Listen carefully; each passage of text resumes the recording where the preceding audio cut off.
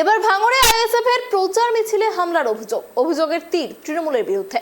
ঘটনাটি ঘটেছে ভাঙড় 2 নম্বর ব্লকের নাটাপুকুর এলাকায়। অভিযোগ, বুধবার যাদবপুর লোকসভা কেন্দ্রের আইএসএফ প্রার্থী নূর আলম খান প্রচার করছিলেন আইএসএফ কর্মী সমর্থকদের নিয়ে।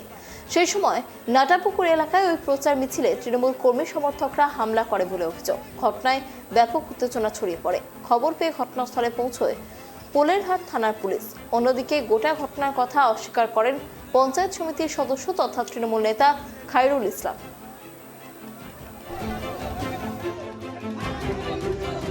না, হামলা অ্যাকচুয়াল ভাঙড় নয়, পশ্চিমবঙ্গ জুড়েই হচ্ছে। আইএসএফ যেখানেই শক্ত হচ্ছে ওখানেই হচ্ছে ওদের ভয়।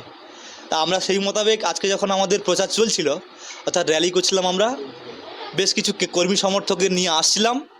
সেই সময় দেখলাম টিএমসির কিছু গুন্ডা বাহিনী, তো সে কিনা রাস্তা অবরোধ করলো এবং বললো আমরা এপাশে পয়সা যেতে দেবো না। তো জিজ্ঞেস করা হলো যে কি সমস্যাটা কি। বলছে আমাদের এখানে টিএমসির আমরা পঞ্চায়েত, অতএব আইএসএফের এখানে ঝান্ডা উঠতে দেবো না।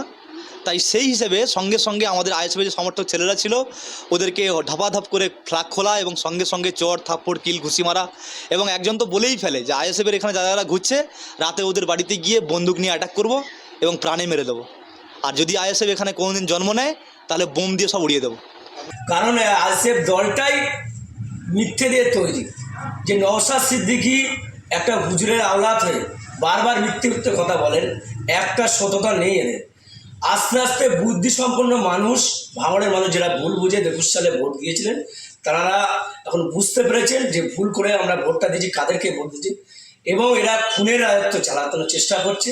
একাধিক জায়গায় বিভিন্ন জায়গায় সমস্যা সৃষ্টি করছেন।